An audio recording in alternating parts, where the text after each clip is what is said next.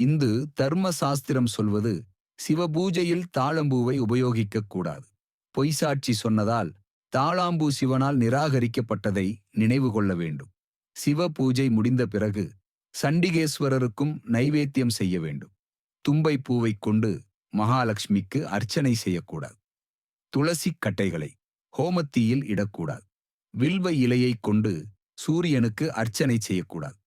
புனித நதிகளில் ஒருவர் நீராடிக் கொண்டிருக்கும்போது அவருக்கு பின்னாலேயே நின்று மற்றொருவர் நீராடக்கூடாது. நீராடுவதற்கு வெந்நீரில் பச்சை தண்ணீரை கலக்கக்கூடாது. பதிலாக பச்சை தண்ணீரில் வெந்நீரை சேர்க்கலாம். நீராடும் பொழுது பேசுவதோ பாடுவதோ கூடாது. இது வருண பகவானை அவமதிப்பது போலாகும். இப்படிச் செய்வதால் நமது அழகு அழிந்து போகும். நீராடுவதற்கு முன் சந்தனத்தை நெற்றியில் தரிக்கக்கூடாது. விரத நாட்களில் எண்ணெய் குளியல் கூடாது.